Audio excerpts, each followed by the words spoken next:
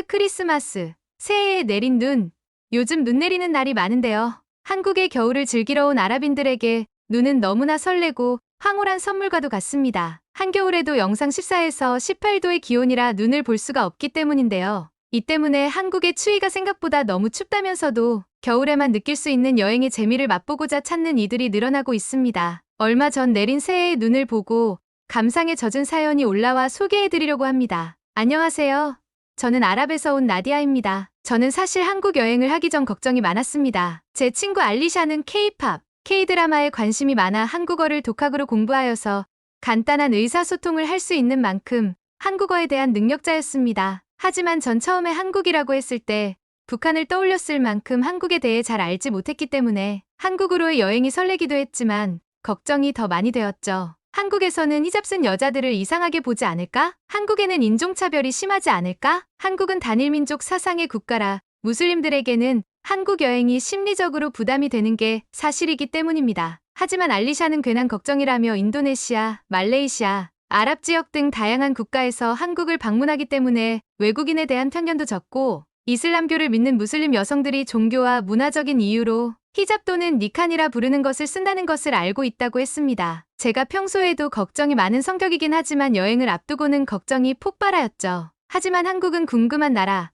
가보고 싶은 나라였습니다. 제가 살고 있는 두바이와 달리 사계절이 뚜렷하여 봄에는 꽃이 피고 여름에는 덥고 비가 많이 오며 가을에는 단풍이 지고 겨울에는 눈이 온다고 했습니다. 물론 궁금해서 구글로 검색해서 알게 된 이미지로 공부해서 알게 된 것이지만요. 전 이 중에서도 겨울이 가장 궁금했습니다. 새하얀 눈을 보는 건 어떤 기분일까 너무 궁금했거든요. 한국인들에게는 익숙한 겨울 풍경일지 모르지만 저희 같은 아랍권의 사람들에게는 다르게 느껴지거든요. 저와 알리샤는 새해를 맞이해 한국으로 여행을 가기로 결심하고 드디어 떠났습니다. 저희는 비행기 안에서 서로 한국에 가면 꼭 하고 싶은 것들에 대해 이야기 나누었습니다. 전 설경을 보고 싶다고 했습니다. 이건 하늘에서 눈이 내려야 가능한 건데 눈이 내리지 않으면 눈을 볼 수 있는 곳을 구경하자고 했습니다. 알리샤는 한복을 입고 고궁을 가자고 했습니다. 제가 이렇게 추운데 어떻게 한복을 입냐고 하니 그래도 한복을 입고 고궁을 구경해야 제맛이라며 꼭 한복을 빌리자고 했습니다. 검색하며 캡처해놓은 한복들을 보여주며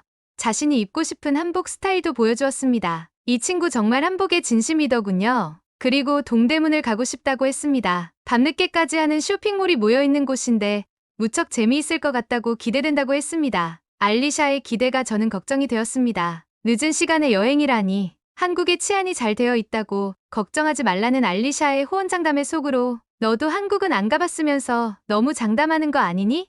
하는 생각을 했죠. 그렇게 걱정 속에 한국에 도착했고 저희는 첫날에는 명동에 숙소를 잡았습니다. 저희가 명동을 숙소로 정한 것은 바로 한국의 화장품 쇼핑을 위해서입니다. 둘 다 모두 한국 화장품을 너무 사고 싶었거든요. 예전하고 분위기가 다르다고는 하지만 한 골고루 구경하고 살 수 있는 곳은 명동이라고 생각했습니다. 명동에 들러서 다양한 한국 매장들을 구경했습니다. 가격도 너무 착하고 다양한 제품들이 많더군요. 직원들은 또 어찌나 친절하던지요. 명동이 관광지라고 하지만 외국인에게 특히 저희같이 히잡을 쓰고 있는 여인들에까지 너무 친절했습니다. 샘플 화장품을 기꺼이 사용할 수 있게 해주면서 피부톤에 어울리는 화장품까지 추천하는 센스가 너무 좋았습니다. 사실 전 이마에 흉터가 하나 있는데요. 어릴 때 키우던 개에게 핥히어서 남은 상처입니다. 집에서 키우던 개였는데 출산을 한 지 얼마 안 되었을 때 제가 어린 강아지들을 돌봐주려고 만진 걸 데려가는 거로 오해하고 제 얼굴을 핥히었어요. 순간적으로 너무 깊게 핥히어서 피도 많이 나고 병원에서 치료를 받았는데도 상처가 남았죠. 전 항상 이 상처를 가리는 게 무척 신경이 쓰였었는데요. 한국에 와보니 피부의 잡티나 흔적을 가릴 수 있는 제품들이 종류도 많고 효능도 뛰어나더라고요. 제가 조심스레 흉터를 보여드리자 화장할 때 너무 고민되고 어려우시겠다며 제품을 권해주신 직원분의 태도에 진심으로 고마웠습니다. 가장 비싼 제품을 권하고 파는 것이 아니라 제게 필요한 제품을 추천해주시면서 실제로 어떻게 사용하는지도 알려주셨어요. 제가 기분이 너무 좋아져 다른 제품 더 사려고 하자 피부 타입에 맞는 제품만 권해주시며 화장품도 사용기한들이 있으니 너무 많이 사지 말고 다음에 또 한국에 오라고 이야기해주셔서 더 기분 좋게 쇼핑을 할 수 있었습니다. 그러고 보니 한국에 도착해서 보니 한국 사람들은 다 옷도 너무 잘 입고 잘 꾸미고 다니는 것 같았습니다. 일반적인 회사원이나 학생들일 텐데 다들 뷰티 학원이라도 다니는 걸까요? 길거리 음식이 너무 맛있어 보였지만 할랄 음식을 먹어야 하는 저희는 그럴 수는 없었습니다. 저희는 한식당도 기도할 수 있는 공간으로 가야 했기에 미리 알아보고 가야 했습니다. 그런 번거로움은 있었지만 그래도 한국에서의 여행은 너무 즐거웠습니다. 다음 날은 경복궁을 가기로 한 날이었습니다. 그런데 눈이 내리는 겁니다. 제가 기다리던 눈이 조금도 아니고 펑펑 내리고 있었습니다. 세상에 너무 아름답습니다.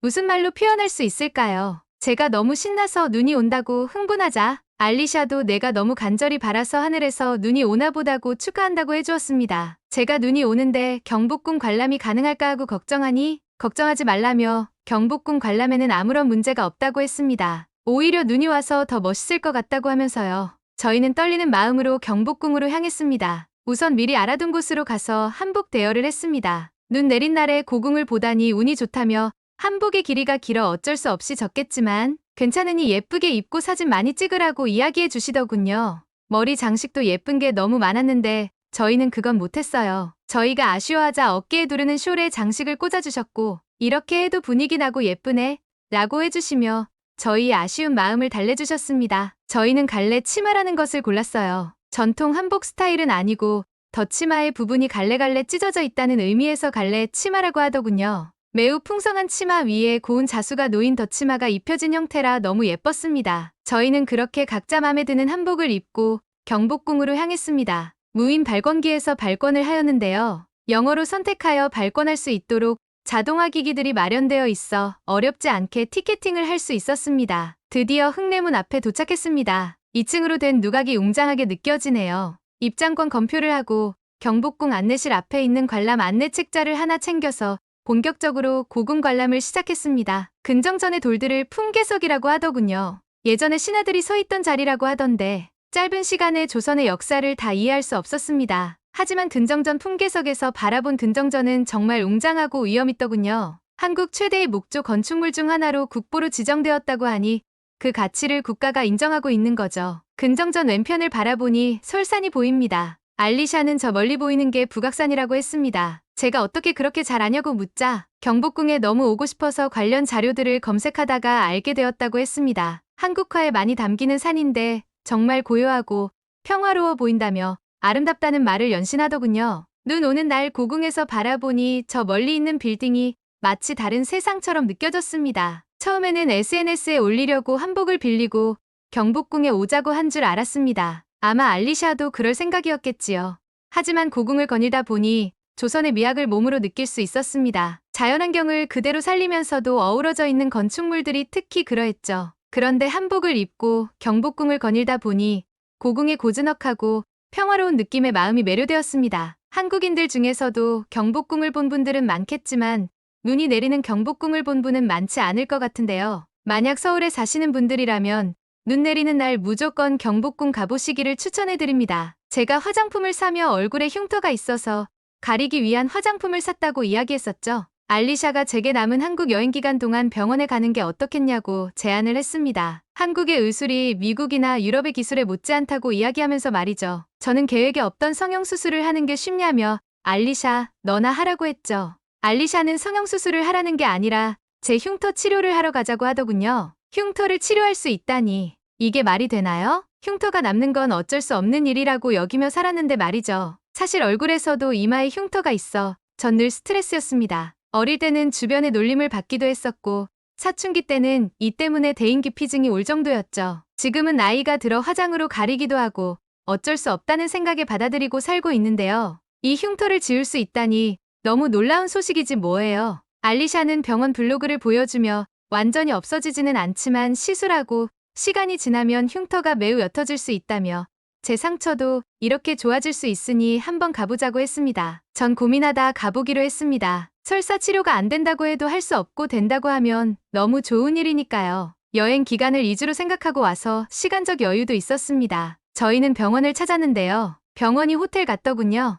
외국인들도 보였습니다. 궁금한 건 못 참는 알리샤가 어느 나라에서 왔는지 물으며 말을 걸었어요. 모로코에서 왔다는 그분은 의료를 목적으로 여행 왔다고 하셨습니다. 미국과의 건강검진 비용은 10배나 차이가 날 정도로 한국의 의료 비용은 저렴한 편인데 의료기술은 뛰어나다고 했습니다. 뛰어난 의료진의 기술과 최첨단 의료 장비 및 시설, 거기에 합리적인 가격이라 한국으로 의료 관광을 오는 사람들이 많다고 이야기해 주었죠. 외국인 의료 관광을 돕는 코디네이터들도 있어 편리하다고 이야기하며 자신은 혼자서 오기도 한다고 했습니다. 알리샤가 무슨 수술을 받으러 한국에 또 온 거냐고 묻자 자신은 코 수술을 하러 왔다고 했습니다. 한국은 외국인들에게 수술 비용도 투명하게 공개하고 수술도 실명제로 하고 있어 믿음이 간다며 저희에게도 성형수술을 하러 왔냐고 물었습니다. 저는 고개를 저었고 알리샤가 제 이마를 가리키며 친구의 흉터 제거를 위해 상담받으러 왔다고 이야기했습니다. 그분은 놀라시며 이런 수술도 가능하냐며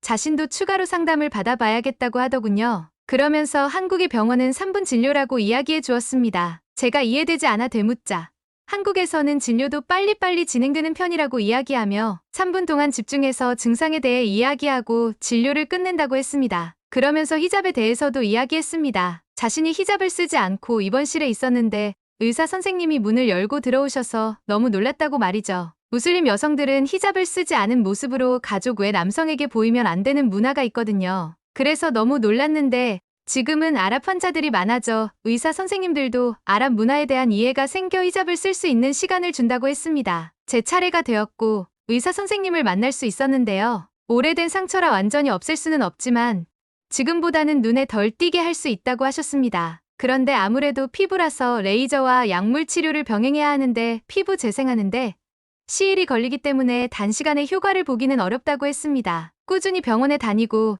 치료받을 수 있을 때 다시 방문하라고 하시더군요. 외국인이라 비싼 시술을 권해서 한두 번 치료하고 끝낼 수도 있는데 양심적으로 진료해주시는 모습에 더 신뢰가 갔습니다. 나중에 장기간 한국 여행을 해야 할 이유가 생겨서 더 좋았습니다. 저희는 병원 진료는 다음으로 미루고 알리샤가 가고 싶었던 동대문으로 쇼핑을 갔습니다. 전 사실 어두워진 늦은 저녁에 밖에 나가는 게 너무 걱정되었는데요. 그동안 한국을 여행하면서 위험하다는 생각보다는 안전하다고 느껴져서 가기로 했습니다. 쇼핑센터가 진짜 컸습니다. 예쁜 게 너무 많아요. 정말 국적을 막론하고 여자들이라면 여기서 나가고 싶지 않을 것 같아요. 층마다 컨셉이 다른 것도 너무 신기했습니다. 모던하고 스페셜한 느낌의 디자이너 옷들이 있는 층부터 한국에서 볼 수 있는 브랜드 옷들도 있었어요. 화장품을 쇼핑하러 분명 명동에 갔었는데 여기도 한 층이 다 뷰티 제품들로 채워져 있었습니다. 어디에서부터 시작해야 할지 모르겠더라고요. 너무 다양한 립스틱, 틴트, 색조면, 색조 피부면, 피부 섹션별로 나누어져 있으면서도 무척 세련되게 정돈되어 있었습니다. 저희는 또 사고 싶은 욕구를 잘 참고 가족들을 위한 선물을 사기로 했습니다. 전 엄마를 드릴 가방도 하나 고르기로 했습니다. 직원분은 제게 엄마가 좋아하시는 색과 주로 어떻게 옷을 입으시는지도 물으시더군요. 그리고 적합한 가방을 추천해 주셨어요. 한국인들은 다 뷰티 공부를 하는지 패션 센스가 남달랐습니다. 안 살 수가 없었어요. 그리고 가격도 합리적이었습니다. 늦은 시간에 쇼핑을 즐기는 건 저희뿐만이 아니었습니다. 저희는 정신없이 쇼핑하고 쇼핑센터를 나섰는데 그때 뒤에서 어떤 남자분이 따라오는 걸 느꼈습니다. 저는 갑자기 불안해지기 시작했습니다. 우리가 돈을 너무 많이 썼나? 돈을 뺏으려고 따라오는 건가? 순간 여러 가지 생각이 들더군요. 너무 무서웠지만 계속 도망갈 수는 없다는 생각이 들어 고개를 돌려 큰 소리로 왜 자꾸 따라오냐고 물었습니다.